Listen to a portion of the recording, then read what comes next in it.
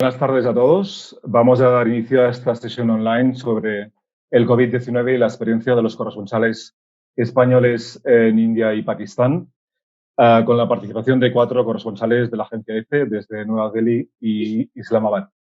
Antes de dar la palabra al director general de Casa Asia, permitidme que os haga un par de consideraciones técnicas. La primera de ellas es que os pedimos que desconectéis el micrófono que tenéis en la pantalla para que así no haya ninguna interferencia y la sesión fluya como deseamos.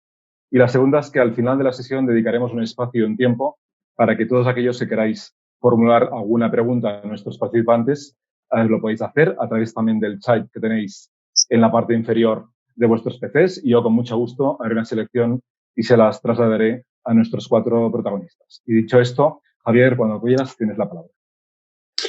Muchas gracias, Josep. Gracias a todos los que nos siguen hoy. Muy buenas tardes. Bienvenidos a este webcast que organizamos en colaboración con la agencia EFE y que hemos titulado El COVID-19 y la experiencia de los corresponsales españoles en India y Pakistán. Mi nombre, como ha señalado Josep, el director de comunicación de Casa Asia, es Javier Parrondo, director de esta institución, como saben todos nuestros seguidores, de diplomacia pública, que pretende acercar la realidad de Asia-Pacífico a España. Y con ese objetivo en mente hemos organizado hoy esta sesión con 4 periodistas, 3 de ellos basados en Nueva Delhi, uno de ellos en Islamabad, que nos van a contar cómo han vivido ellos en primera persona la pandemia y cómo esta ha afectado a su día a día y también a su labor como periodistas. Asimismo, me gustaría destacar que esta es la última sesión que forma parte de ese ciclo que desde Casa Asia hemos organizado para analizar precisamente cómo los corresponsales españoles en Asia-Pacífico han vivido el COVID-19. Iniciamos ese ciclo con los corresponsales en China. La segunda sesión fue con Japón y Corea del Sur y esta tercera y última con India y Pakistán. Este webcast se complementa a sí mismo con esa sesión que organizamos conjuntamente con Médicos Sin Fronteras, en la que analizamos conjuntamente con ellos cuál había sido el impacto de la pandemia sobre la crisis de los Rohingya. Sin más dilación, me gustaría presentar a los 4 ponentes, periodistas, todos ellos que nos acompañan en la sesión de hoy. En primer lugar, Moncho Torres. Moncho es delegado de la agencia EFE en Nueva Delhi, licenciado en Periodismo por la Universidad de Navarra y máster en Relaciones Internacionales. Ha colaborado en periódicos como El Correo Gallego y La Voz de Galicia antes de comenzar su experiencia internacional en el diario argentino La Prensa o el semanario estadounidense El Especial. Desde 2011 está destinado en la Delegación del Sur de Asia de EFE en Nueva Delhi, primero como corresponsal y desde 2018 como delegado. Indira Guerrero es corresponsal de la agencia EFE en Nueva Delhi, periodista venezolana, estudió comunicación social en la Universidad Santa María de Venezuela y ha sido corresponsal de EFE en Caracas durante 5 años, coincidiendo con una de las peores crisis políticas y económicas de ese país. Desde 2018 ha trabajado en la oficina regional de la agencia EFE en Nueva Delhi, siendo responsable de la cobertura del sur de Asia. En tercer lugar, David Asta, corresponsal de la agencia EFE también en Nueva Delhi desde 2017, tras pasar por la oficina de EFE en París, así como por diversas experiencias profesionales en el mundo de la cultura y la comunicación en Francia y Bélgica. Es licenciado en Periodismo por la Universidad de Valladolid. Finalmente, Jaime León, corresponsal de la agencia EFE en Islamabad. Actualmente reside en esa ciudad. Llegó a Asia en el año 2006. Primero a China como editor de la agencia Xinhua, con residencia en Pekín. Y en 2008 en India, donde como freelance escribió crónicas e hizo fotografías para el diario ABC, El Confidencial, o la revista mexicana Proceso, entre otros medios. En 2013 se unió a la agencia EFE Nueva Delhi y desde finales de 2015 vive y trabaja en Pakistán para la agencia. Jaime también es fotógrafo profesional. El formato de este acto, tras estas breves palabras por mi parte, va a ser un diálogo por parte de Josep Casals, como digo, director de comunicación de Casa Asia, y los 4 periodistas. Simplemente unos apuntes para situar el contexto del debate de hoy. India cuenta con 1.300 millones de habitantes, es el segundo país más poblado del mundo y el tercero por casos de coronavirus después de Estados Unidos y Brasil. Son casi ya 800.000 los afectados por la pandemia, pero sin embargo con un número inferior de muertes que no llegan a los 21.000. A partir del 5 de marzo, las autoridades indias decretaron un confinamiento y bueno, pues eso ha sido especialmente problemático en lugares con una alta densidad de población, como puede ser el estado de Maharashtra, cuya capital es Mumbai, Tamil Nadu o la propia ciudad de Nueva Delhi. Recientemente, las autoridades indias han anunciado la aceleración de los ensayos clínicos en humanos para tener en marcha una vacuna que, según han declarado recientemente, tendrían lista en torno al 15 de agosto. Veremos con los periodistas que nos acompañan si esas predicciones son realistas o no. Y en el caso de Pakistán, contamos con un país de 207 millones de habitantes. También se han dado muchos casos de coronavirus, 243.000, ha habido 5.000 fallecidos. Ahí se decretó una cuarentena total, que sin embargo se levantó 6 semanas más tarde. Y desde entonces se han llevado a cabo lo que se ha denominado confinamientos inteligentes, que bueno, se ha puesto en marcha. Jaime nos lo contará con más detalle, con mayor o menor éxito. Y junto a los problemas de densidad de población y los propios de ese país, como son la inestabilidad política, los conflictos territoriales con la India, no debemos olvidar que alberga a casi 2,5 millones de refugiados afganos. Por mi parte, nada más, agradecer a todos los seguidores de Casa Asia el acompañarnos hoy aquí. Esta sesión se grabará y estará disponible en breve en nuestro canal YouTube. El aumento del número de seguidores y bueno, el número de personas que nos ha seguido en este tiempo de confinamiento, la verdad es que nos anima a seguir en esta apuesta por lo digital. Esperamos que lo presencial vuelva, pero mientras tanto aprovechemos de las oportunidades que nos ofrecen las nuevas tecnologías y el acto de hoy es un buen ejemplo. Sería imposible contar con estos 4 ponentes aquí en Barcelona o en nuestra sede de Madrid, así que vamos a echar mano, como digo, de esas nuevas tecnologías para disfrutar hoy de esta charla y escuchar su vivencia en primera persona. Gracias y Josep, cuando quieras. Pues muchas gracias, Javier, por tus palabras. Buenas tardes de nuevo a todos y bienvenidos a esta webcast. Hoy nos acompañan 4 grandes profesionales de la agencia EFE, 3 de ellos desde Nueva Delhi, como se ha dicho, y 1 desde Islamabad, a quienes agradecemos, por supuesto, que hayan aceptado nuestra invitación y lo subrayo porque, como decimos al principio, no es nada fácil o no resulta fácil contar con profesionales que trabajen en estos países, en India y Pakistán, ya que el grueso principal de los periodistas se encuentra y tiene su base de operaciones en China, ¿no? Así que estamos encantados de poder hablar hoy con todos vosotros y poder conocer de primera mano vuestra experiencia en relación con la pandemia.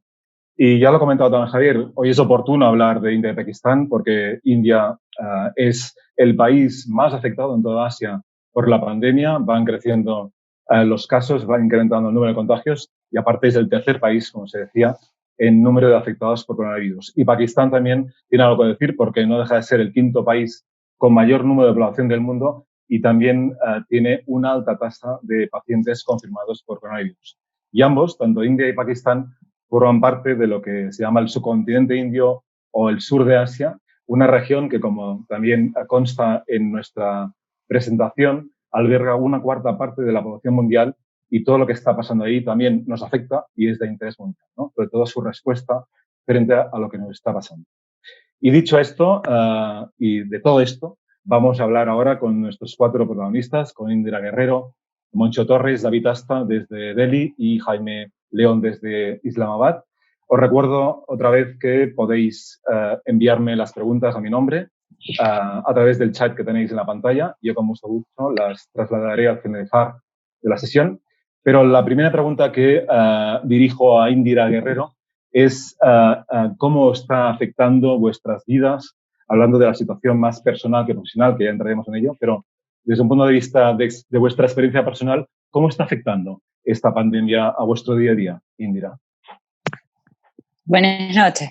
Yo creo que sobre todo desde el principio, porque todos los compañeros que estamos aquí, estamos en el país que estamos por trabajo. Y lo primero creo que para nosotros era la seguridad personal, porque todos estamos aquí sin familia o prácticamente sin familia, así que la seguridad personal de todos, yo creo que era súper importante el saber que teníamos comida suficiente. Finalmente somos extranjeros en la India y aquí por extranjeros, así que también entre la inquietud de la gente que desconfiaba de los extranjeros, nuestra seguridad personal, de si yo me enfermo, si David se enferma, si alguno de nosotros, no hay nadie aquí a quien llamar, ¿no? Así que, o sea, creo que había un estado de alerta por la seguridad personal. Y luego sí, yo creo que, y luego creo que en lo personal también, el cómo lidiar con el trabajo estando desde casa, cómo dejar de hacer el periodismo de calle cuando ya la gente no está en la calle, la gente está en la casa. Entonces, como conocer todas esas necesidades, cómo presionarnos como profesionales a responder a un mundo que había cambiado de un día para otro. Hacemos periodismo, o sea, dejar ir a la calle a hacer un periodismo cuando la gente ya no está ahí, cuando la gente está en la casa, cómo entender las necesidades, como yo en lo personal, la presión de responder a la necesidad del día, a trabajar en base a soluciones y a un mundo que ya no era binario, ¿no? Que ya no era los buenos o los malos, que había una cosa más y que las cosas han pasado muy rápido y ha sido intenso entenderlo sobre la marcha. Perfecto. Moncho, tú eres el delegado de la agencia en India, en concreto desde Nueva Delhi, en una ciudad con cerca de o más de 18 millones de habitantes. ¿Cómo te ha afectado a ti desde el punto de vista personal? ¿Cómo lo has atacado viviendo la ciudad tan compleja y tan dispar como es Nueva Delhi? Bueno, lo primero, yo voy a hacer aquí casi ya 10 años, entonces a veces la gente piensa en la India como ese lugar de caos y que no sea demasiado difícil vivir, y etcétera, pero bueno, en mi caso estoy muchas veces mucho más cómodo aquí que en mis visitas en España. Y luego, por suerte, a diferencia de ellos que tienen que estar en casa solos, bueno, o David en su caso con su pareja, yo aquí vivo también con mi mujer y mi hija, y entonces también se hace muchísimo más sencillo que para ellos. Y bueno, lo que decía Indira, al principio pues todos temíamos un poco que pudiese haber falta de víveres, entonces entramos a comprar pues muchísimo, congelador, pues carne, yendo a los mercados, luchando un poco por tener todos esos productos, pero bueno, poco a poco se demostró que no pasaba nada, todo siguió más o menos normal. Seguíamos teniendo al repartidor de la verdura y de la fruta pasando por el frente de nuestra casa todos los días. Y nada, así siguió todo más o menos bien. Y luego, claro, el número de casos, también al principio parecía que esto no iba a ir no se daba disparado, pero sí. Con el aumento de los test aumentaron los casos, pero bueno, aún así no seguimos demasiado mal, creo yo. Efectivamente, ahora que hablas de números, de cifras, como decía, India es el país más golpeado por la pandemia en Asia, con cerca de 878.000 casos acumulados a día de hoy por coronavirus y algo más de 23.000 fallecidos. Aunque también hay que tener en cuenta que la magnitud poblacional también hay que relacionarla, porque no es lo mismo un país como Pakistán, que tiene 207 millones de habitantes, con otro como India, que tiene 1.300, ¿no? Pero en todo caso, quizá lo más preocupante, David, es que el caso de los contagios sigue creciendo a un ritmo muy avanzado, también coincidiendo con la época de los monzones. ¿No es así, David? Sí, efectivamente, yo estos días que he estado trabajando el fin de semana y la semana anterior, tengo la impresión de encender el ordenador por la mañana y encender la televisión y vivir en el día de la marmota, porque cada día sistemáticamente aparece en la televisión: la India rompe un día más el récord de contagios diarios, el récord número de muertes. Entonces, efectivamente, estamos en un momento aquí en la India que es complicado porque no se ve el final de la famosa curva. De momento sigue creciendo las infecciones por coronavirus y tampoco se tiene muy claro cuándo va a acabar. Entonces es complejo. Y en el nivel personal de cómo se vive esto, ¿no? Como decían los compañeros, como decían muchos sobre todo, yo creo que más o menos nos afecta como a a la gente que puede vivir en España, donde de repente te encuentras recluido en tu casa y tienes que ir a hacer igual la compra una vez a la semana o algo así, con el miedo añadido de que el sistema sanitario indio no es el español. Entonces, con el miedo de que si te contagias va a ser un problema bastante más grave. Pero aparte de eso, el día a día a nivel personal se llevaba bastante normal. A mí lo que me preocupaba antes de la pandemia era sobre todo el señor que venía a recoger la basura en la calle. Aquí en la India no vas a tirar la basura ahí al contenedor, te viene un señor a recogerla. Y yo en los primeros días estaba ahí como pensando, joder, pues ¿cómo lo van a hacer esto durante el confinamiento y eso? Y efectivamente él llegó al confinamiento, el señor pues dejó de llegar porque ya no podía salir de su casa y hubo que buscar ahí soluciones hasta que descubrimos que había un camión municipal que suena por ahí, que va tocando la cucaracha por ahí y descubrimos que se tiraba por ahí la basura. Pero aparte de cosas así un poco más anecdóticas, se llevaba más o menos bien. Muy bien. Bueno, lo iremos abordando en este tiempo de debate. Jaime, en tu caso, ¿cómo te ha afectado el COVID-19 en una ciudad como Islamabad, la capital de Pakistán? No sé si compartes un poco el punto de vista de tus compañeros desde Delhi. Pues algo parecido. En gran parte me afectó como a cualquiera de vosotros el confinado en casa sin poder salir, con la paranoia de las noticias, las cosas disparándose.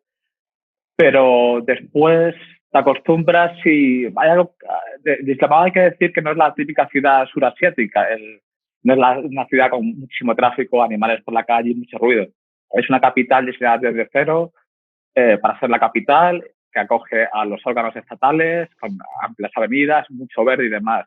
Y eso ayuda, no es una Nueva Delhi o una Dhaka. Después, como han dicho los compañeros, cierta preocupación por la comida, porque obviamente aparte de los alimentos que nosotros compramos son importados y había cierto miedo a, bueno, voy un día al supermercado y no encuentro nada. Y después, una vez que empezaron a bajar los casos en China y empezaron a aumentar en Europa, durante algunas semanas terminaban mal por la calle por el hecho de ser europeo. De repente se percibía la enfermedad como algo europeo y cuando ibas por la calle terminaban así de reojo diciendo, uy, el guiri a ver qué lleva consigo. Pero bueno, en general, bien. También acostumbrándote a trabajar de una forma nueva, sin ir a ruedas de prensa o con personas. De repente tienes que reinventar un poco y, bueno, pues tirar de vídeo y cosas parecidas. Por supuesto. Indira, una pregunta para ti, si me permites. Como ha dicho Javier, el gobierno de Narendra Modi impuso el confinamiento el 25 de marzo, pero mi pregunta es, ¿cómo se confinan a 1.300 millones de personas repartidas en 28 estados y 9 territorios con tanta diversidad étnica? No sé, yo creo que es la primera vez que se hace en la historia, ¿no?, que se confina a tanta población con esta magnitud. Ya, el confinamiento imposible, ¿no? Exacto. Era imposible, el confinamiento era imposible y nosotros, India hizo como lo que era un evento simbólico que se supone que iba a ser solo un día. De hecho, nosotros en la oficina pensando que iba a haber un confinamiento simbólico y parecía un confinamiento que se supone que iba a ser de un solo día y que se extendió hasta ahora y es, como dice, el confinamiento más grande de la historia. Y fue muy... yo creo que hay en una parte el sentido protector de la familia india, de la necesidad de su seguridad personal y de su familia, eso lo primero. Pero luego es que, y David puede comentar también de eso, por ejemplo, la experiencia de los trabajadores migrantes o de las personas, de los empleados domésticos que fueron echados de su casa, echados de las casas en las que trabajaban porque las familias tenían miedo de ser contagiados y que no podían volver hasta los sitios donde estaban o que quedaron aislados en habitaciones. Fue un país que se paró de un día para otro, fue un día que se apagó y que le dijo a todo el mundo, quédense donde están. ¿Y la gente, cumplió? La gente cumplió, la gente se quedó realmente en casa, porque entiendo que tiene que ser difícil, ¿no? En India la gente vive realmente agolpada en unidades familiares con mucha densidad, ¿no? No sé si eso es factible, ¿no? ¿O cómo ha sido? Nosotros hicimos unas entrevistas el primer día del confinamiento, el día del confinamiento en la mañana, y uno de los señores, casualmente uno de los empleados que recogía la basura, que recogía los desperdicios de las viviendas, decía, yo me levanté y era como si se había apagado todo. No había dónde ir, todo estaba cerrado, no había nadie. Al menos en algunas zonas, ¿no? Está el caso de los trabajadores migrantes. El confinamiento se impuso también en muchas zonas de violencia, de la policía cargando contra las personas, haciendo sanciones absurdas para gente de que el confinamiento era lo mejor. Yo creo que hubo un poco de todo, pero sí, en efecto, era fue el confinamiento imposible. Es una sorpresa que lo hayan hecho. Entiendo también. En relación con lo que comenta Indira, y algo muy importante aquí en la India es la concepción que se tiene del primer ministro, de Narendra Modi, que mucha gente lo ve como un dios que impone y que en el fondo que también le tiene miedo. Y si Narendra Modi a las 8 de la tarde nos convoca a todos frente a los televisores y nos da ese gran discurso diciendo que a partir de ahora hay que quedarse en casa, la gente se queda en casa. Y en general todo el mundo lo ha cumplido. La ceremonia que hicimos que hizo el país con las velas, como impresionante, como el país respondió completo a encender velas, a salir a las puertas de su casa con disciplina. ¿Y se puede extender a todo el país? Es decir, hablamos antes de que la India, por su magnitud, por sus 28 o 29 estados, 9 territorios, supongo que no es lo mismo cómo ha afectado la pandemia en ciudades como Madrás, Delhi o Bombay, que en otras ciudades quizás con menos densidad de población, ¿no? ¿O se ha aplicado, en general, la gente actúa de forma obediente y ha cumplido con los deberes impuestos por el gobierno, por decirlo así? Sí, yo creo que en general sí. El problema es que, claro, que aquí estamos en Delhi y lo que pase en los pueblos, pues no hemos podido seguirlo demasiado. El gran miedo de toda... Claro, en un principio en los pueblos no pasaba nada, todos estaban tranquilos y decían que el coronavirus nunca iba a llegar hasta ahí. Pero lo que sucedió fue que con la imposición de repente de este confinamiento, lo que estaban comentando mis compañeros, que mucha gente, muchos trabajadores migrantes se quedaron sin nada, sin ningún trabajo, sin casa, sin dinero y tenían que regresar a sus hogares. En ese caso el gobierno no lo hizo demasiado bien porque no pensó en ellos, y lo que se hizo, no pensó en ellos porque cortaron de repente el transporte, cortaron las fronteras entre estados y esta gente no podía regresar a su casa. ¿Qué hicieron? Pues caminar, echarse las carreteras y volver andando, en muchos casos haciendo cientos de kilómetros. Y esto fue con esta gente también cuando llegó en muchos casos el coronavirus a los pueblos. Y os solíamos decir, tanto Indira como yo, que le preguntemos a David, porque entre nosotros fue el que más estuvo entrevistando a esta gente, saliendo a la calle y hablando con ellos. Pues cuéntanos, David. ¿Qué nos puedes contar sobre esto? Sí, pues como decían mis compañeros, al gobierno indio le ha sido criticado que el confinamiento es un confinamiento pensado para la clase media y alta del país, que al final no deja de ser una minoría. Para la clase más pobre, sobre todo que vive en ciudades, confinarse en una casa en la que igual viven 6 personas y tienen 2 habitaciones es muy complicado.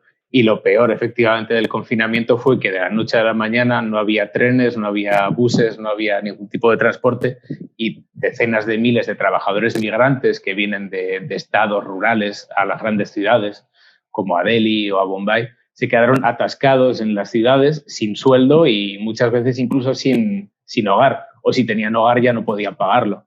Entonces intentaron, como decía mucho, salir por todos los medios, pero en la gran mayoría de los casos se quedaron atrapados en las ciudades, con lo que se dio la situación de que había gente sin dinero y sin casa que necesitaban sobrevivir de alguna manera. Entonces se creó una situación súper compleja en la que el gobierno, ONGs e incluso ciudadanos de a pie intentaban alimentar a estos migrantes que estaban en la calle muchas veces. Y los migrantes, cuando hablabas con ellos, pues las historias eran desoladoras, ¿no? Te decían, yo si pudiese me iría ahora mismo andando incluso, pero 3 días después del confinamiento tampoco se podía ir andando porque la policía había puesto controles en las carreteras. Entonces, esa situación era muy complicada y para cuando consiguieron volver, porque al tiempo se reabrieron los trenes, decían, es una cosa tan traumática que ya no nos dan ganas de volver. Lo que pasa es que luego, 2 meses después, pues efectivamente esta gente emigró por alguna razón, y es que pues en sus pueblos no podían encontrar un buen sustento económico y ahora pues empiezan a volver. Pero su partida ha afectado muchísimo también a las empresas, ¿no? Que ya no tienen tanta mano de obra y eso pues afecta a la economía también. Y en estos momentos, en esta fase de desescalada que vive el país, ¿qué balance hacéis? ¿Cómo lo valoráis? La gente ha vuelto un poco a la nueva normalidad, que básicamente consiste en convivir con la pandemia. Pero en el caso de India, ¿cómo se está viviendo esta fase de desescalada y esta normalidad entre comillas? Moncho. Tienes el micrófono desconectado, ¿no? No, me refiero, se cortó un momento y no escuché la pregunta. No. No. Sí, te preguntaba a raíz de lo que acaba de decir David, de que India ahora ha entrado en la fase de escalada. ¿Cómo se está viviendo en India esta fase y cómo está afectando a la gente, ¿no? Sí, pues en un principio pues seguíamos todos con mucho cuidado, las compañías, las empresas pues seguían sin abrir. Bueno, en el fondo primero pues las tiendas de comestibles eran de las únicas que se mantenían abiertas durante el confinamiento. Luego poco a poco han ido abriendo las oficinas, pero bueno, sigue siendo todo con muchos controles. Por ejemplo, en mi caso tengo la responsabilidad de que cualquiera que vaya a la oficina tiene que tener descargada la app del gobierno, que en la que te controla movimiento y si has entrado en contacto con alguien con coronavirus para avisarte, etcétera. Y entonces, pues, por eso, por seguridad, pues al final estamos pues trabajando más, por ejemplo, nosotros desde casa, yendo alguna vez a la oficina, como por ejemplo hoy he ido porque fue un poco para cambiar de aires, porque esto al final es demasiado agobiante. Y luego bueno, la gente en general, lo que yo veo es que sigue intentando estar el máximo tiempo posible en casa y interactuando lo menos posible con la gente, evitando taxis, evitando rickshaws. El metro sigue cerrado, los autobuses también hay mucho control del número de gente que entra. Pero también la gente un poco ya cansada, como en España, me imagino, intentando volver a la realidad. Bueno, estaba comentando que la segunda parte de la pregunta, que en España hemos entrado ya en la fase de la nueva normalidad, que básicamente consiste en convivir con la pandemia, porque hasta que no se dé con una vacuna va a ser difícil, ¿no? Pues bajar la guardia.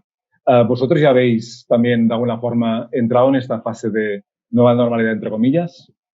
¿O vivís también un poco así pendientes del contagio, de un posible rebrote, de una segunda oleada? ¿Cómo lo estáis viviendo también? Sí, seguimos pendientes, pero bueno, por ejemplo, mi hija el fin de pasado vio por primera vez a un niño en persona en 3 meses o 4 meses que fueron, ¿no? Y lo mismo, tienes que salir de esto, porque si no te vuelves loco. Entonces, pues intentas poco a poco quedando con amigos, en casas, porque todavía los restaurantes, lo que es más bares, están todavía cerrados, restaurantes pues también es un poco incómodo todavía acudir a ellos. Así que bueno, pues poco a poco. Aquí no tenemos playas como vosotros hay en Barcelona, pero bueno, intentamos. Muy bien. Jaime, déjame hablar un poco de Pakistán porque llevamos unas cuantas preguntas sobre la India. Pakistán cuenta con más de 200 millones, 207 millones, creo que te he leído. Es el quinto país más poblado del mundo. Tiene más de 250.000 casos de personas afectadas por el coronavirus y 5.200 fallecidos. ¿Qué balance haces, Jaime, de lo que está ocurriendo y de estas cifras viviendo en Pakistán? En Pakistán no hubo el caos que existió en la India con los migrantes, pero sí hubo mucha confusión desde el principio. El primer ministro indio pakistaní, Imran Khan, el jugador de cricket, en su primera intervención pública dijo que el coronavirus era como una gripe y que no pasaba nada y que si tenías síntomas te quedases en casa. Le llovieron las críticas y dio marcha atrás. pero después se negó a imponer un confinamiento porque decía que una cuarta parte de la población es pobre y buena parte de la población son jornaleros que viven con lo que vendo hoy. Es decir, es un carrito que vendes fruta por la calle y los mangos que vendas es lo que vas a cenar y comer al día siguiente.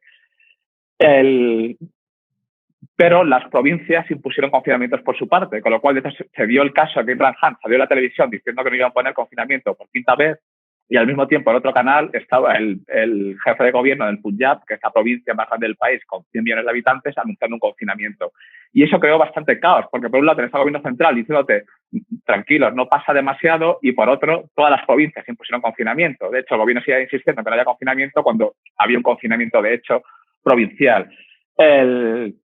Después se creó un centro de coordinación del gobierno central con los estatales, con el ejército organizándolo, porque, bueno, como sabéis, el ejército pakistaní tiene mucho poder en el poder y ellos han estado un poco entre bambalinas diciendo las cosas.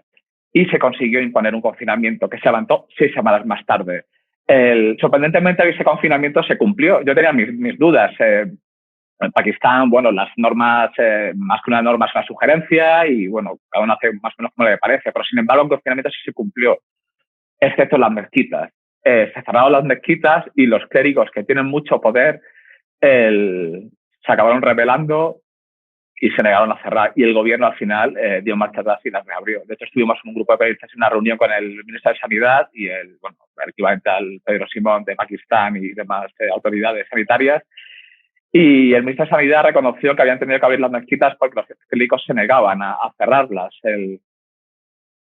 Y eso fue un problema porque, bueno, las mezquitas son muy pequeñas, entra mucha gente. Y después se levantó el confinamiento para el Ramadán, lo cual se provocó un gran desplazamiento de población hacia sus casas familiares, mucha gente en el mercado, y ahí se dispararon los casos.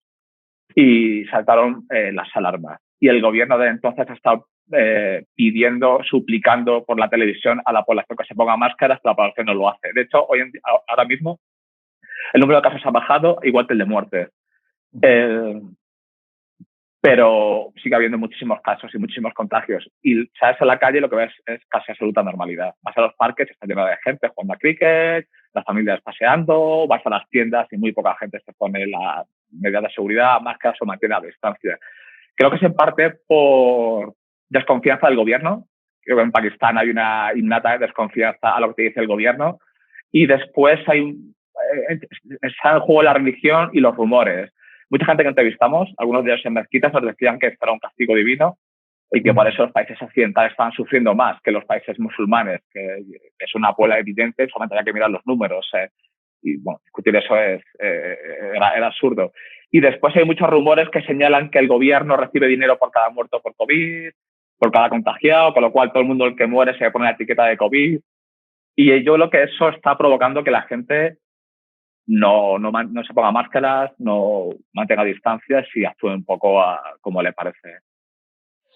Gracias, Jaime. Muy interesante lo que acabas de decir. Y Indra, en el caso de Delhi y del resto de la India, las medidas preventivas que ha impuesto el gobierno de Narendra Modi, la gente lo ha podido seguir, cumplir, el tema de distanciamiento social, el ponerse la mascarilla, la higiene, la desinfección. ¿Esto se ha podido hacer o es una auténtica utopía, hablando de un país como India y con su particular, en fin, problema y situación, ¿no?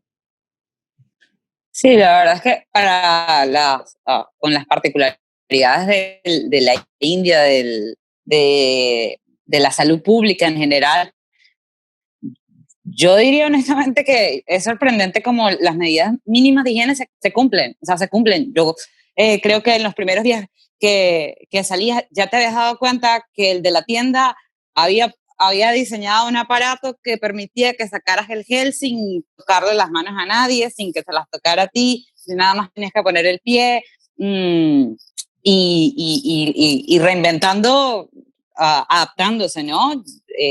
Yo creo que en la primera semana ya habíamos visto las marcas en el asfalto, en las aceras, afuera de las tiendas, de dónde podía pararse, de calcular cuánta era la distancia. Ahora mismo que Uber ha vuelto a funcionar, yo lo veo casi religioso. O sea, he visto conductores que envueltos en una cápsula completa sea, desde el conductor solo envuelto en una cápsula completa plástica para no relacionarse con absolutamente nadie. Yo creo que ha sido bastante estricto. Yo recuerdo que como una de las primeras semanas llamé a Moncho porque no me dejaron entrar a una tienda, porque el termómetro supongo que no funcionaría bien y mi temperatura estaba alta y en efecto no me dejaron entrar. Me devolví a mi casa, no me dejaron entrar. Así que yo diría que en efecto sí que se cumplen, sorprendentemente. Y en cuanto al sistema sanitario al que aludías, Indira, un país como India, el sistema sanitario de India puede asumir esta cifra tan elevada de casos de personas contagiadas. O Moncho, si quieres decir algo sobre el sistema sanitario al que preguntaba. Sí, pues como sabemos y nos imaginamos todos, pues el sistema indio sanitario es muy, muy deficitario y estuvimos haciendo algunos serie de reportajes en el que gente nos decía que tenía todos los síntomas de coronavirus, se encontraba mal, iba saltando de un hospital a otro y todos les decían que no lo aceptaban, que no podía ingresar porque no había camas suficientes.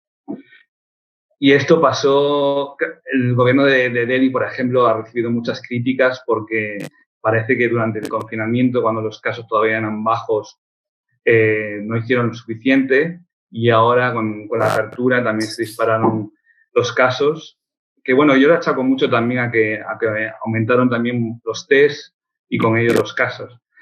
Y eso, y se vieron pues que no tenían una respuesta a esta subida de enfermos por coronavirus. ¿Qué han hecho? Pues han abierto pues, un hospital de campaña con, creo que eran 10.000 camas y luego también vagones de tren los han habilitado para pacientes de coronavirus, pero bueno, sigue siendo insuficiente. Y bueno, como extranjeros al final siempre pensamos que bueno, que en los hospitales privados nos acabarán aceptando y podremos un poco recibir un tratamiento adecuado, pero bueno, ese no es el caso de la gran mayoría de la población. Y eso que estamos en Delhi, que es la ciudad india con más hospitales, pero la gente de los pueblos así es completamente imposible.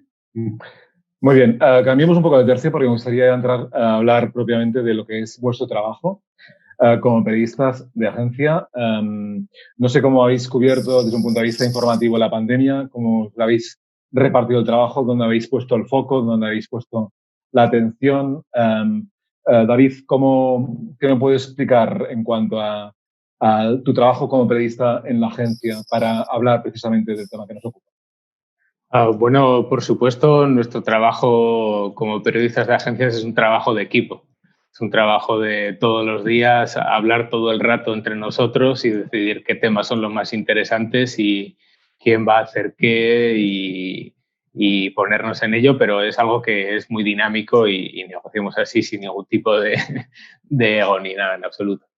Yo creo que el tema de qué cubrir en cada momento lo hemos ido viendo también dinámicamente de qué es lo más candente o qué es lo que puede ser más interesante en este momento. Efectivamente, cuando empezó el confinamiento, pues eran las imágenes de Delhi absolutamente vacío y la gente sin salir de casa durante un día, 2 días, una semana.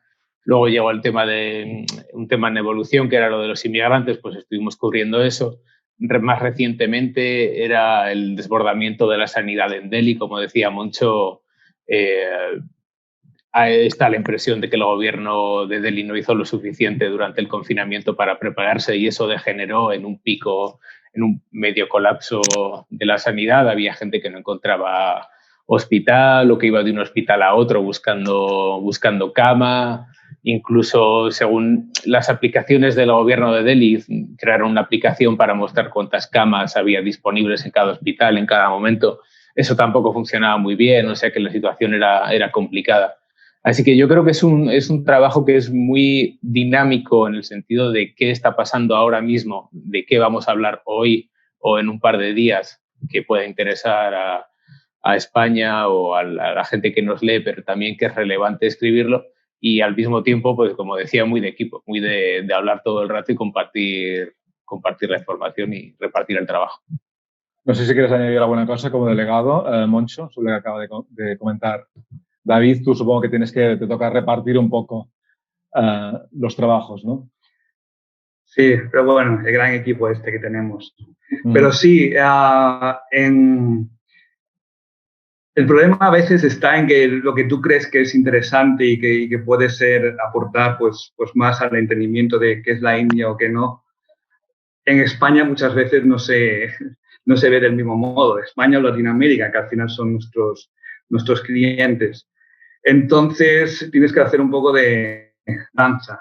Y, por ejemplo, algo que causó mucho interés es pues todos estos españoles a los que les pilló el confinamiento aquí en la India, los turistas, y que querían regresar y no tenían modo de hacerlo. Entonces sí que estuvimos haciendo mucho el seguimiento de toda esta gente, por ejemplo, pues que estaban perdidos muchos haciendo, por ejemplo, yoga en ashrams y que no tenían modo de regresar a Nueva Delhi para tomar los aviones. En ese caso, pues la Embajada Española o el Instituto Cervantes tuvieron un papel principal.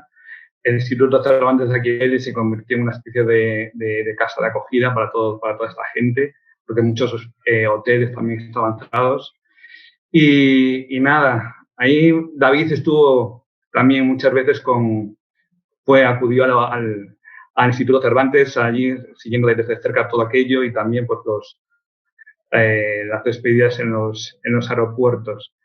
Y así, pero eso, poco a poco intentando hacer la balanza entre lo que realmente nos gusta de este país y de la región y explicar y tratar de mostrar al mundo y luego también, claro, el cierto interés que pueda haber. Pues un saludo a nuestro amigo Óscar Pujol, director del Cervantes de Delhi, que también es amigo de la casa, estuvo trabajando como director de programas educativos hace unos cuantos años y le apreciamos muchísimo. Así que si le veis y la próxima vez le trasladáis nuestro más efusivo abrazo, ¿no? No, claro que sí. Una institución aquí. Lo sé.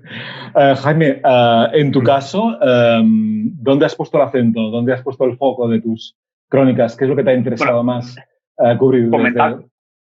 Comentando antes lo del punto informativo, yo creo que sería un hecho raro con esta pandemia que estaba ocurriendo en todo el planeta al mismo tiempo. Con lo cual, a lo mejor querías informar de algo, pero es que están haciendo otras 50 oficinas en todas partes, con lo cual tampoco puedes producir 500 noticias al día, un muerto hoy en no sé dónde. Y eso fue un desafío más en la situación. Y después, bueno, en cuanto a Pakistán, el acento... Al final, la agencia, lo importante es el hoy, qué está ocurriendo hoy y que sea relevante. Aquí fue muy gordo el asunto de las mezquitas y la negativa de los clérigos a cerrar los centros religiosos. Fue polémico incluso dentro de Pakistán, el pulso entre los religiosos y el gobierno, el miedo a la posible violencia y demás. Y también porque, bueno, al final cuando uno piensa en Pakistán siempre viene a la cabeza los clérigos y demás. Y eso fue uno de los temas que más hemos tomado. Muy bien. Siguiendo el apartado de la información y del nivel de información y desinformación que ha habido, también del control por parte ahora hablo de India, del gobierno de Modi, del que se le acusa de tener quizá un excesivo control de los medios. ¿Esto hasta qué punto es verdad? ¿Ha habido control? ¿Ha habido libertad para informar? ¿Cómo lo habéis vivido esto por parte de los medios de comunicación indios? ¿Cómo se ha informado de la epidemia desde los canales, sobre todo los canales de comunicación que hay en las ciudades? Indira, por ejemplo. Indira, ¿me escuchas? Tenéis el micrófono desconectado, cuidado. Sí. ¿Me escuchas? Sí, te perdí cuando estabas haciendo la pregunta. No, te hablaba del nivel de información y desinformación. Luego os preguntaré también sobre el tema de las redes sociales en India, pero antes me gustaría que me dijerais cómo habéis visto, ¿no?, la gestión que se ha hecho de la epidemia desde un punto de vista informativo por parte del gobierno de Modi. Bueno, yo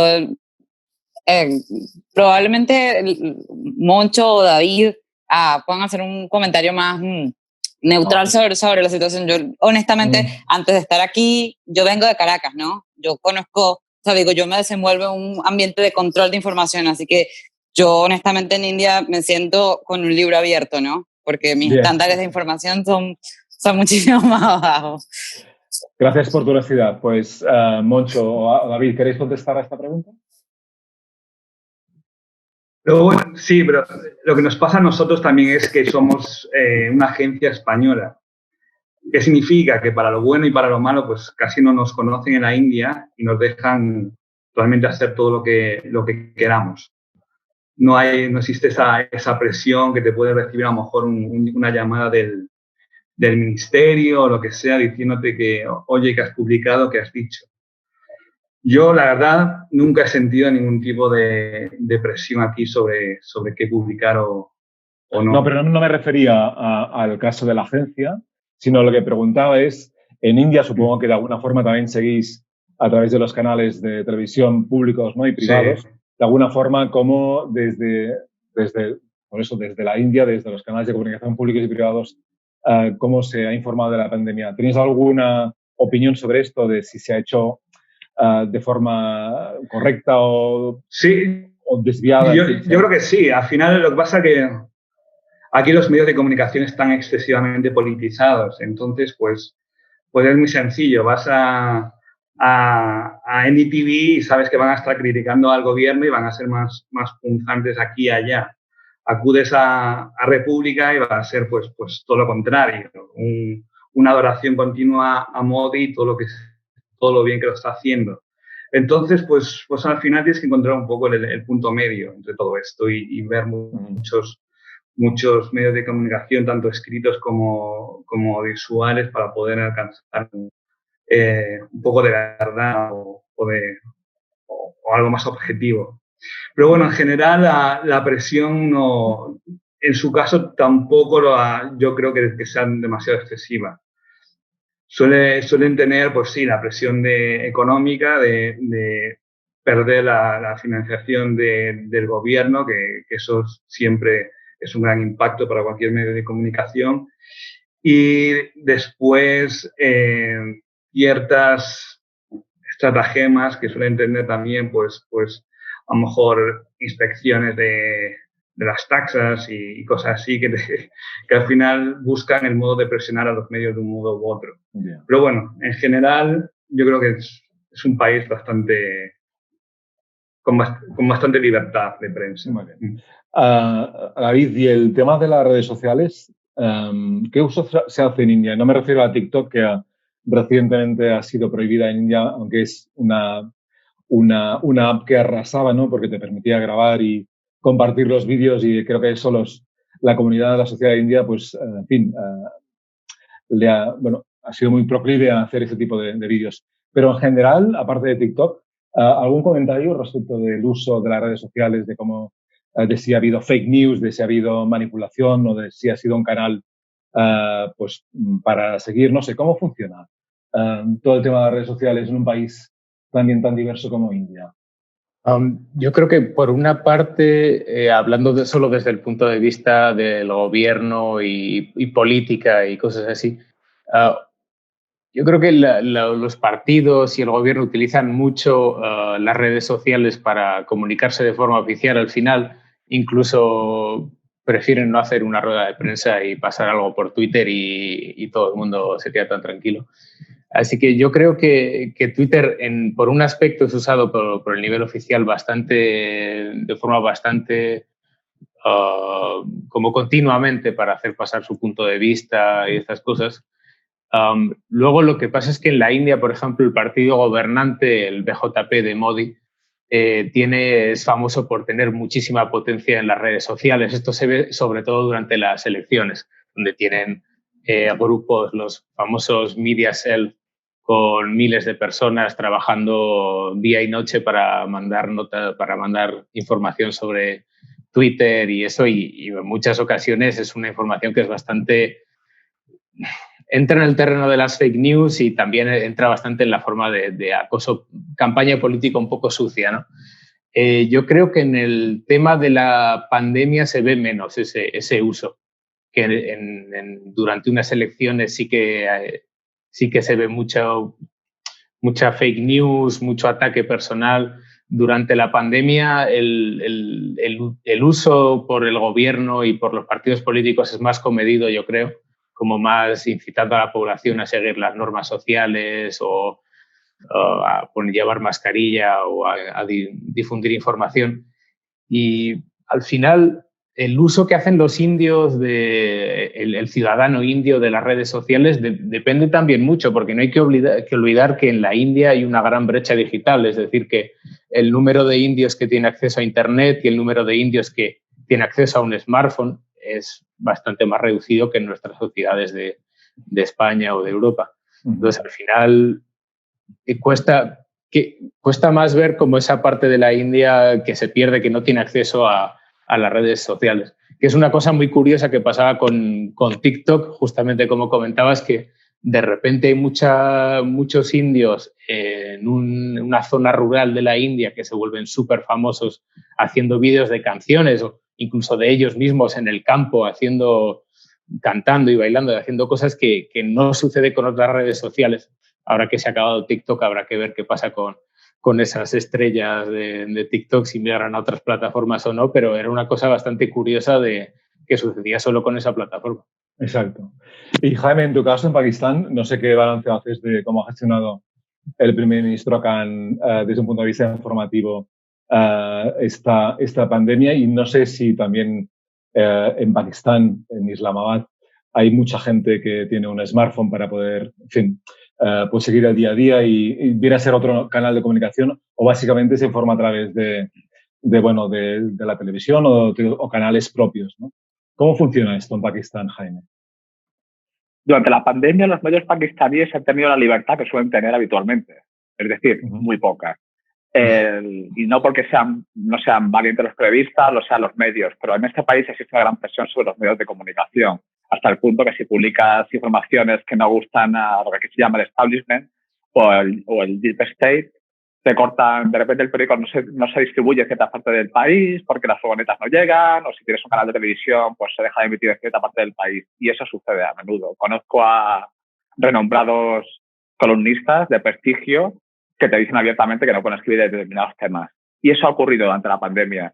Se puede criticar al gobierno, se puede criticar a Imran Khan, pero después hay líneas que hay que seguir.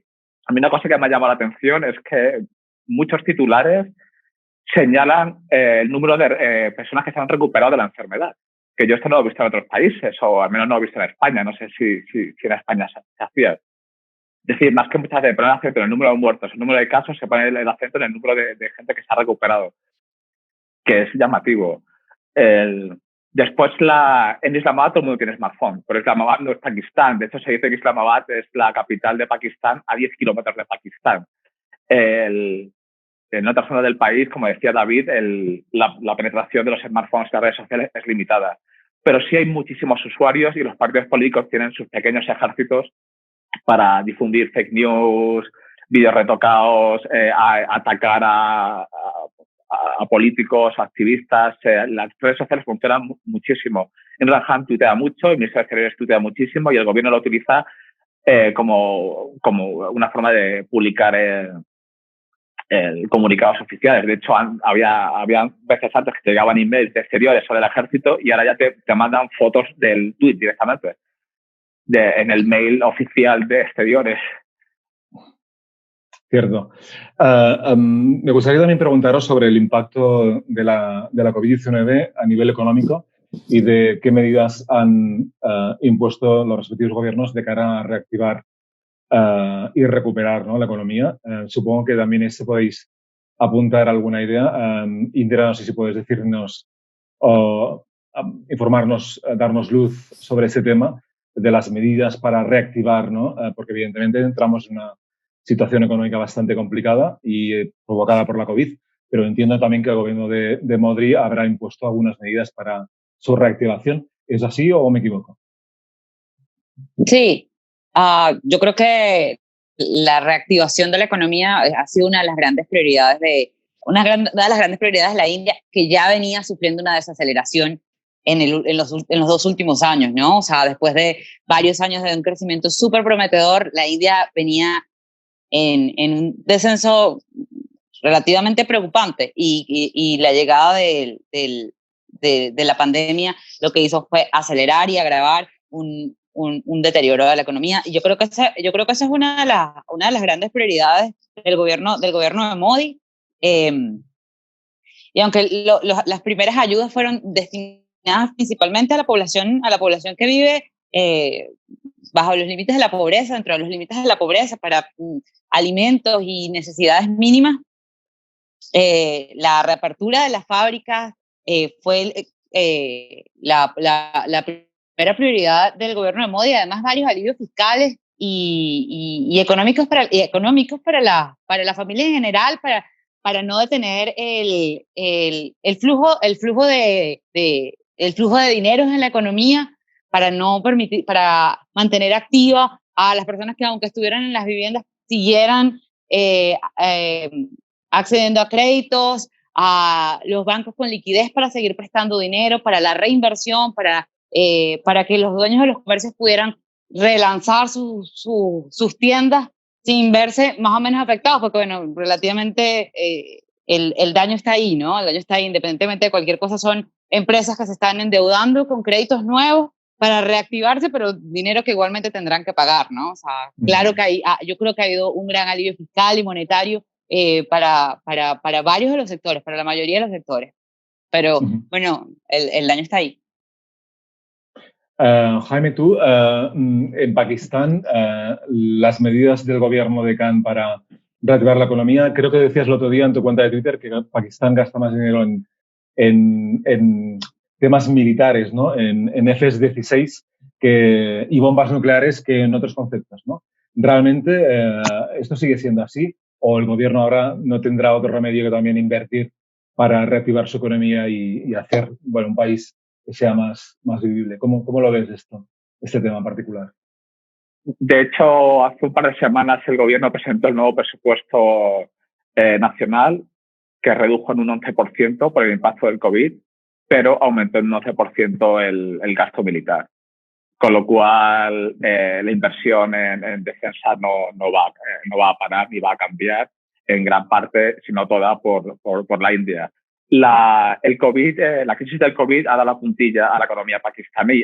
Hace 2 años recibió 6.000 millones, prestamos 6.000 millones del Fondo Monetario Internacional, y en estos momentos el PIB ha decrecido un menos 0,4%. El país tiene graves problemas económicos, está buscando ayuda internacional, está buscando si China le financia o si China le pospone los pagos del proyecto del corredor entre los dos países, y Pakistán está en una difícil situación económica y yo no veo que el gobierno tenga un plan para salir de ella. En parte porque Pakistán siempre ha tenido problemas económicos y siempre ha vivido bajo una crisis económica. Pero hablando también de un tema recurrente como ese conflicto no resuelto todavía con Cachemira, ¿este conflicto es lo que sigue alimentando el gasto en defensa e impide el avance del país por el miedo a India? ¿Crees, Jaime, que este puede ser una de las causas de esa situación que vive en Pakistán? El eterno conflicto irresuelto con su vecino India.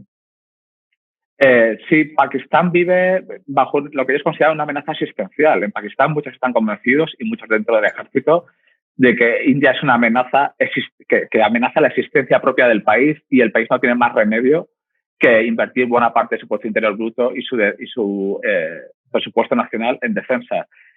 Esto es una especie de axioma que nadie pone en duda, además. Quien lo pone en duda son muy pocos y son despedidos de periódicos o se enfrentan a trolls en Twitter y demás. Yo creo que además al ejército y a algunos estamentos del país les conviene, aparte de que crean que esto es verdad, les conviene que la población crea que esto es verdad, porque así pueden seguir ejerciendo un poder que no le corresponde.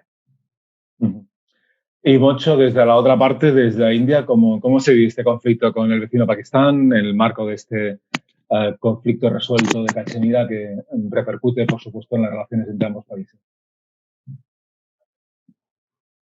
Sí, es un conflicto que sigue ahí y que nunca se relaja. O se relaja a veces con el gobierno anterior del Congreso. La situación llegó a una situación mucho mejor, en la que existía mayor diálogo, en la que en Cachemira pues había descendido mucho lo que es la insurgencia independentista en la región, pero con este gobierno nacionalista hindú del BJP, pues todo ha ido hacia arriba y la tensión se ha incrementado. Y tenemos pues los insultos constantes de Khan desde Pakistán llamando a Modi Hitler y lo mismo pues desde aquí. Entonces al final yo lo veo un poco como esos dos hermanos que se llevan mal y que siempre seguirán haciéndolo, insultándose uno a otro. Pero bueno, no creo que, o toco madera, pero no creo que esto vaya a llegar ahora a una guerra o algo parecido, sobre todo por la ayuda que tenemos de las armas nucleares, que es lo mismo que pasa con China y el conflicto que tenemos ahora en la frontera entre China y la India, que sucedió el pasado 15 de junio, un choque que dejó pues 20 soldados indios muertos y no sabemos cuántos del lado chino. Y que no va más, pues porque no pueden ir a más entre estas potencias nucleares y del tamaño que tienen. Al final, pues son insultos, son bloqueos comerciales, pero lo que es de ahí a una posición más bélica, pues no llega. Pues no nos vayamos todavía del conflicto porque tú lo acabas de mencionar. De hecho, como ya son las 8:05 de la tarde, voy a animar a nuestros espectadores a que si quieren formular alguna pregunta a nuestros periodistas, que la hagan. Me lo pueden enviar a mi nombre a través del chat. Y de hecho, recogí una pregunta de uno de nuestros seguidores que tiene que ver con lo que acabas de hablar del conflicto que tuvo lugar con la muerte de soldados indios el pasado 15 de junio, si no me recuerdo mal. Y la pregunta dice, quería preguntar si el conflicto entre India y China en la frontera puede ir a más y tiene que ver con todo lo ocurrido con la pandemia. Esta es la pregunta que nos traslada un seguidor a través del chat. No sé si podéis contestarla. Sí, pues si tiene que ver con la pandemia, pues en un principio aquí en la India ya se empezaba, pues se veían las redes sociales, se veían los comentarios en general de un intento de boicotear los productos chinos, pero bueno, la gente nunca piensa más allá de eso, de un boicot, no un conflicto bélico entre estas dos potencias. Lo que pasa es que, claro, luego llegó el conflicto, el choque fronterizo el 15 de junio, un choque además pues en el alto del Himalaya, en la zona de Ladakh, en la que además se produjo algo muy curioso, que es que los dos países han llegado a una especie de acuerdo en el que no pueden usar armas de fuego en cualquier choque entre ellos para que esto no se les vaya de las manos. Y entonces murieron pues 20 soldados indios y no sabemos cuántos chinos, y todo fue pues a puñetazos y a palazos. Muy bien. ¿Qué supuso eso? Pues en la India lo que supuso fue un mayor boicot a todos los productos chinos. Se han cerrado fronteras. Ahora mismo ya pides algo en Amazon que venga de China y no te viene. Y te dice que es por todo el problema que hay, que existe en aduanas, sin entrar en detalles. Pero eso, de ahí a que vaya esto a más, no lo creo. Déjame incidir en todo caso en esto que estamos hablando y luego volvemos al tema de la COVID y la vacuna, que también me gustaría preguntaros. Y también, Jaime, a ver qué opinas tú sobre esto, David, o Indira, cualquiera de los cuatro. Porque más allá del tema del conflicto puntual entre India y Pakistán, aunque todo está interrelacionado hoy en día en este ámbito de la globalización, y sobre todo centrado en Asia, ¿cómo se ve desde la India y también desde Pakistán, que supongo que con otro punto de vista, el auge, el ascenso de China en la escena internacional, que está, bueno, con toda la nueva ruta de la seda y con todo este protagonismo que está adquiriendo encima con también la posición de Estados Unidos tampoco ayuda, ¿no? Pero desde India, desde el Indo-Pacífico, ¿cómo se vive? ¿Qué nivel de preocupación hay?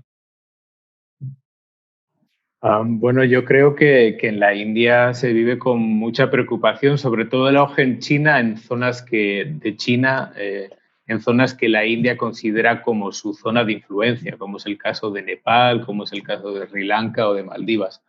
En Nepal, por ejemplo, he sabido que el nuevo gobierno, el gobierno del primer ministro Oli, está cerca de China, más cerca de China que de la India, para lo que Nueva Delhi le gustaría. Y entonces eso se ve en pequeños gestos que hace el gobierno de Nepal. Por ejemplo, hace poco hubo una especie hay una especie de disputa territorial porque Nepal sacó unos nuevos mapas del país que incluyen zonas que están disputadas con la India, y eso pues mosqueó obviamente a Nueva Delhi. Y eso luego Nepal también prohibió como algunas cadenas de televisión. O sea que hay roces entre la India y China, que también tienen lugar en Sri Lanka y en Maldivas, que desde luego preocupan, ¿no? Porque para Nueva Delhi los vecinos históricos, como es Nepal y estos países, son como parte de su zona de influencia económica y cultural también. En Pakistán, claro, es el lado más bien opuesto, con el resurgimiento de las rutas de la seda y todo esto, que seguro que Jaime puede hablar largo y entendido del tema. Bueno, de hecho, Jaime, Pakistán y la China son socios estratégicos, antiguos aliados. ¿Cómo lo veis? ¿Cómo se ve desde Pakistán? ¿Cómo se vive esta tensión y este ascenso del el ascenso de China en Pakistán se ve con una gran alegría, de hecho. Pakistán probablemente sea el único aliado de verdad de China. Entonces, pues cada paso adelante que da China en Pakistán lo celebran como si fuese un éxito propio. Como amigo de China, Pakistán se beneficia por el apoyo económico de Beijing, y después también por la protección diplomática que le proporciona en el Consejo de Seguridad de la ONU. Continuamente quieren declarar a acciones pakistaníes terroristas, y China suele paralizar estos movimientos, con lo cual para China todos son beneficios. Desde el punto de vista chino no está tan claro que está muy claro que saca Pakistán de China, pero no está tan claro que saca China de Pakistán. Ahora están con el proyecto con el corredor económico que va desde Xinjiang hasta Gadar, que lo que le proporciona a China una salida al Índico, y China está invirtiendo 60.000 millones de dólares en el país, está levantando carreteras, plantas eléctricas. De hecho, cuando yo llegué a Pakistán hace 5 años, había 5 cortes al día que te los anunciaban en la página web de la eléctrica, que es decir, no era un error, era lo normal. Y hoy en día ya no hay cortes de luz, solamente en verano, por plantas fabricadas por China. Con lo cual, China ilumina el país, literalmente. Muy interesante. Muy categórico, Jaime. Antes David creo que hablaba del sur de Asia, y también me gustaría pues hablar de ellos, porque también forman parte de países como Bangladesh, Bután, Maldivas, Nepal o Sri Lanka, en las que la agencia EFE también opera con sus corresponsales locales. Ya sé que he cambiado mucho de tercio, pero ¿qué destacarías de estos países que forman parte también de su continente indio, en los cuales también la agencia EFE tiene una representación y hace un trabajo? ¿Cómo creéis que lo han gestionado? Monchi. Pues la situación es muy diferente en todos estos países. Tenemos, por ejemplo, la situación ahora más un escándalo que saltó la semana pasada en Bangladesh, en el que se descubrió que 2 de sus hospitales pues estaban dando test falsos a la gente. Es decir, tú acudías ahí con ciertos síntomas, hacías el test y ellos al azar pues te iban diciendo pues tú tienes o no tienes coronavirus. Esto pues ha generado pues una gran desconfianza en el país, no saber realmente pues cuántos casos hay, y se ha visto más allá de Bangladesh, porque se dio el caso también la semana pasada en Italia de aviones con bangladesíes que decían que con su test que todo estaba correcto, y después les hacían test ahí y tenían coronavirus, lo que ha llevado a prohibir los vuelos desde Bangladesh a Italia. Tenemos por un lado Bangladesh, pero por otro, por ejemplo, pues en Maldivas, pues el miércoles abrirán ya definitivamente los aeropuertos y sus playas a los extranjeros. Las medidas que van a hacer tampoco van a ser demasiado severas, van a solo hacer test a la gente que lleve síntomas cuando llega al país y algunos que otros test al azar. Por otro lado, tienes, por ejemplo, la Sri Lanka, que también tiene pensado abrir las fronteras en agosto, pero con muchos más test, un test tienes que llevarte un test hecho, luego un test a la llegada, luego un test si estás más de una semana o 10 días, no recuerdo bien. Y también en estos países lo que se ha visto mucho es el número de casos que tampoco, a lo mejor por ser islas, tampoco ha sido demasiado alto y que siempre eran o extranjeros o algún inmigrante llegado de fuera. Muy bien. Luego tenemos Nepal, que tampoco, el número de casos tampoco es que haya sido excesivo, pero siguen completamente, el país completamente cerrado, ha perdido toda la temporada alta de escalada de Everest. Y pues tenemos Afganistán también, que le llegaron muchísimos casos desde Irán y donde el país está en lo sanitario colapsado. Claro, se junta también pues la situación de guerra que vive. Por supuesto. Pues quizá, para resumir, el país más afectado ha sido Bangladesh, porque también es un país densamente poblado con más de 175.000 casos, creo, si no me falla la memoria, ¿no? Es quizá el país, aparte de India y Pakistán, quizá sería el tercero en discordia, ¿no? 180.000 tengo por ahí. 180.000 ya. No está nada mal.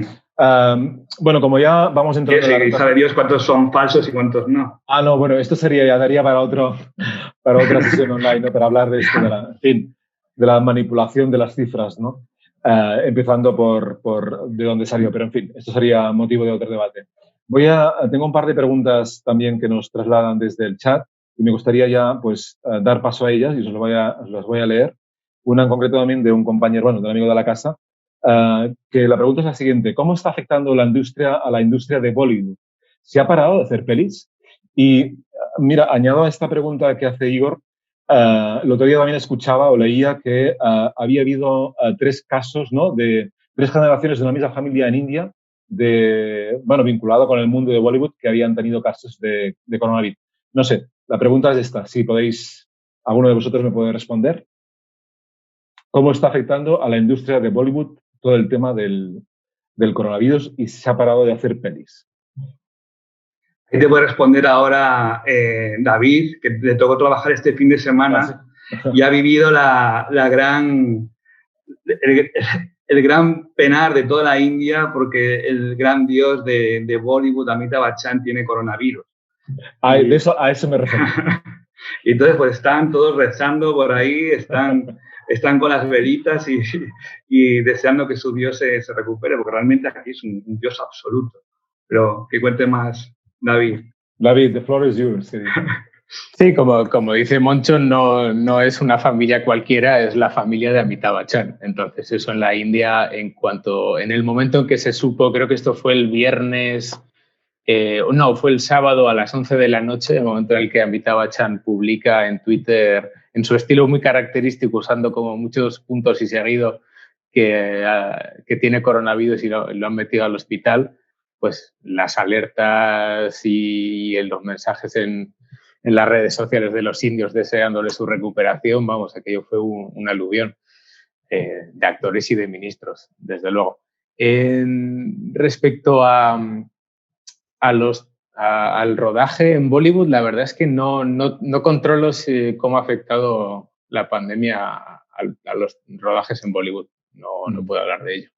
En todo caso, es una gran industria la que debe mover cifras desorbitantes. Hay mucha gente que trabaja de forma directa e indirecta en el marco de esta industria, ¿no? Eso sí que es así, ¿no? En fin, es una industria enorme y que tiene una influencia, además, que yo creo que en España y en Europa no nos damos cuenta de hasta qué punto es importante Bollywood, hasta qué punto el cine de Bollywood llega a Pakistán, por supuesto, pero a Afganistán y en África y en el sur de Asia.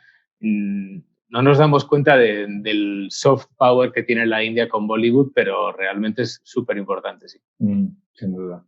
Sí, realmente la industria que produce más películas al año, por encima de Hollywood o de cualquier otra.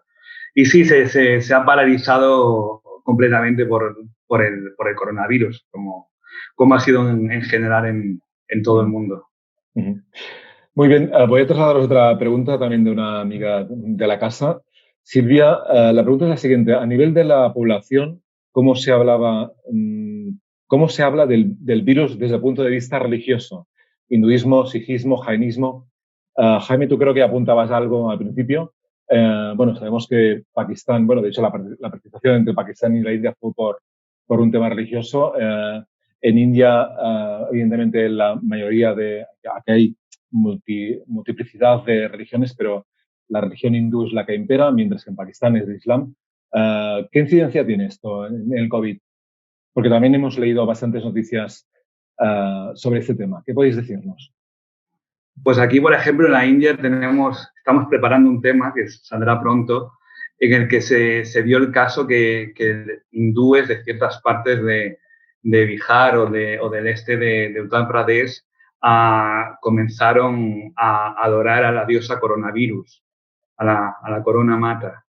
¿Qué buscaban con ello? Pues le daban comida, dulces, le rezaban y con ello esperaban que dejase de actuar, de enfermar a la gente y se tranquilizase un poco. Esto es lo más extremo. Luego, en general, pues me imagino que como puede suceder con cristianos, hindúes, budistas, al final cada uno con sus creencias y pidiendo lo mejor. Pero bueno, esta creación de la nueva diosa en el panteón hindú que espero que nos deje pronto. A ver.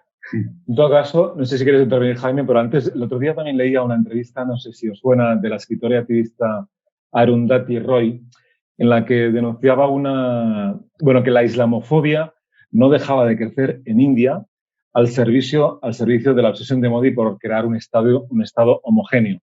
Y para muestra decía la nueva ley de ciudadanía antimusulmana, boicots económicos a los musulmanes o su estigmatización como portadores de enfermedades como el coronavirus.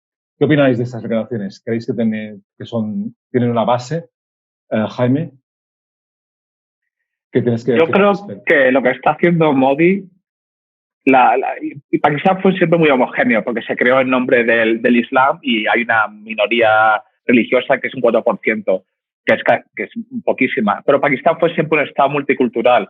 Mi impresión desde la distancia, yo hace 5 años que no voy a la India, pero leo a mis colegas, es que Modi está convirtiendo la India en una especie de Pakistán, en un país muy homogéneo, y tienes que ser un tipo de persona muy concreta para ser un indio o un pakistaní. Como en el caso de Pakistán, tienes que ser musulmán, suní. Si eres shia, estás discriminado. Si eres sufí, probablemente tengas problemas. Si eres samadí, estás desquiciado. Y desde la distancia, desde el otro lado de la línea de control, me da la sensación que Modi está intentando crear esa homogeneización en la India. No sé si los compañeros están de acuerdo o no. ¿Qué opináis? Indira, Moncho, David. Sí, yo creo que Jaime tiene razón y además, como tú bien decías, Josep, en la India, justo antes de la entrada del coronavirus, viene de meses de protestas por esta controvertida ley de ciudadanía que buscaba dar la ciudadanía a inmigrantes de varios países de la zona, pero que excluía a los musulmanes.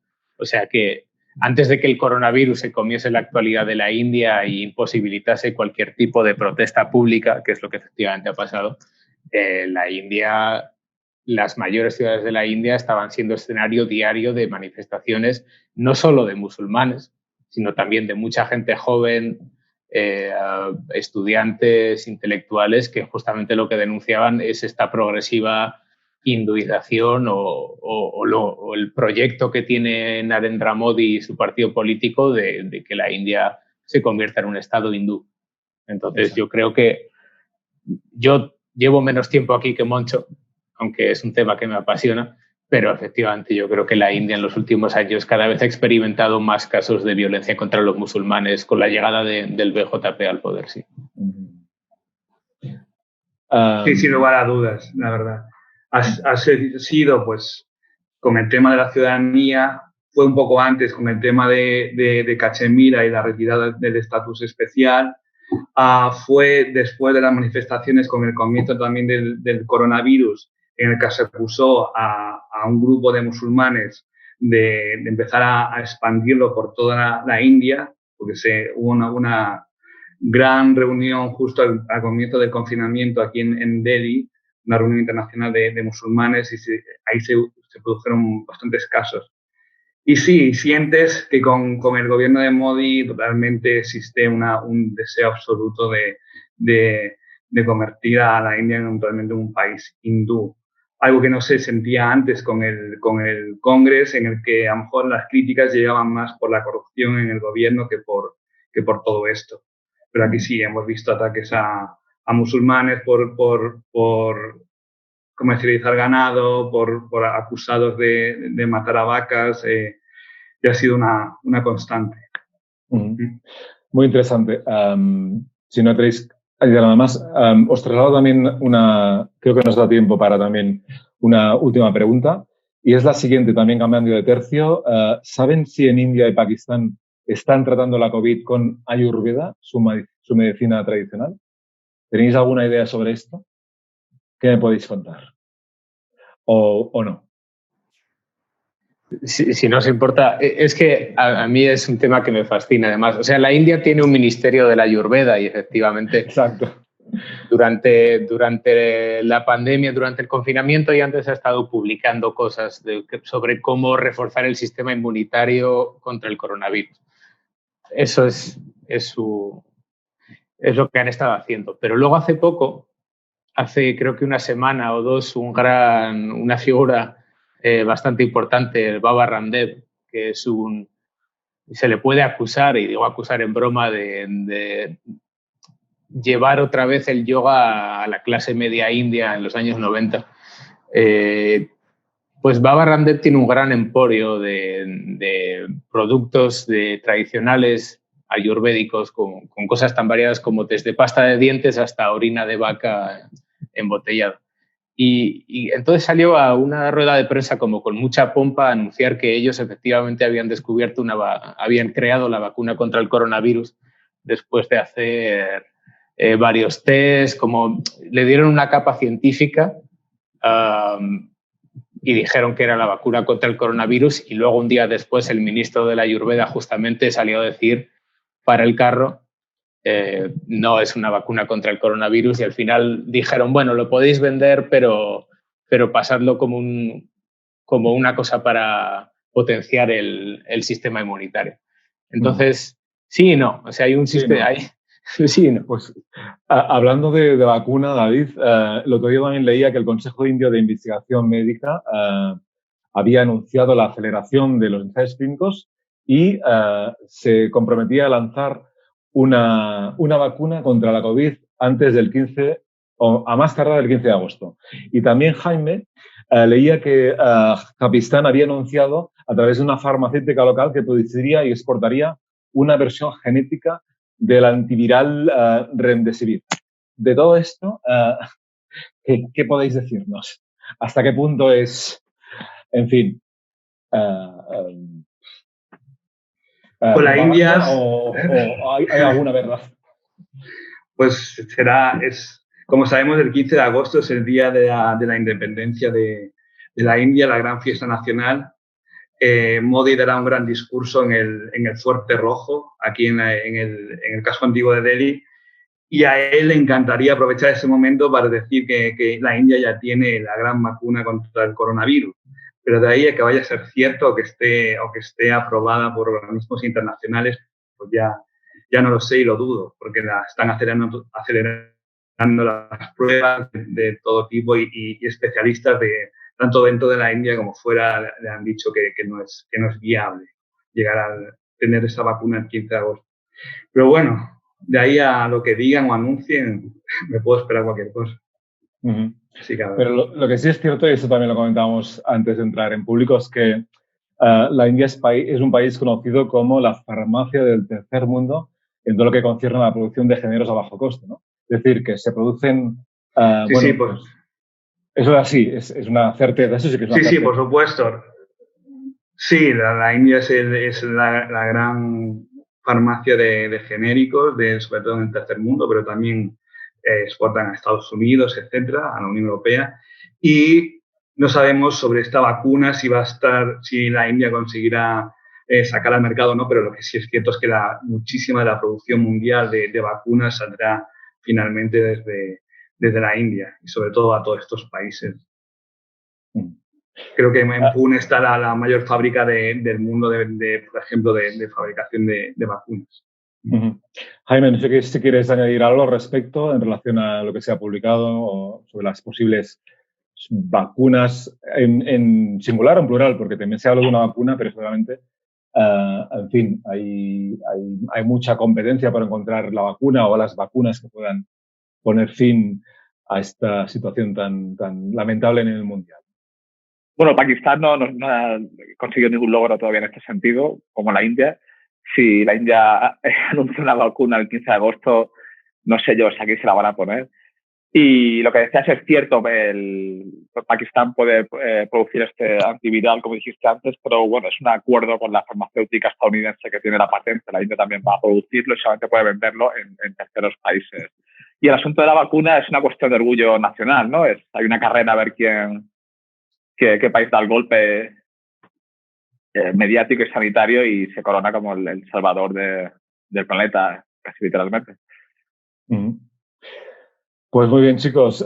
Son las 8:30, 3 horas y 3 horas y media en Islamabad y Nueva Delhi. Se nos ha acabado el tiempo. A mí me ha pasado muy rápido, no sé cómo a vosotros. Aparte de que me ha parecido muy interesante y enriquecedor poder esclarecer algunos interrogantes. Hemos abordado diversos asuntos relacionados directamente con la COVID. Así que quiero dar las gracias a Moncho Torres, Indira Guerrero, David Asta y Jaime León, los tres primeros desde Nueva Delhi, y Jaime desde Islamabad, en Pakistán. Gracias por vuestro testimonio, por vuestras reflexiones y daros sinceramente las gracias también desde el punto de vista personal porque os invité a que aceptarais el reto de hacer esta sesión, lo asumisteis y aceptasteis, con lo cual mil gracias en nombre de Casa Asia. A todos los que nos habéis seguido en esta sesión también agradecer haber compartido este tiempo.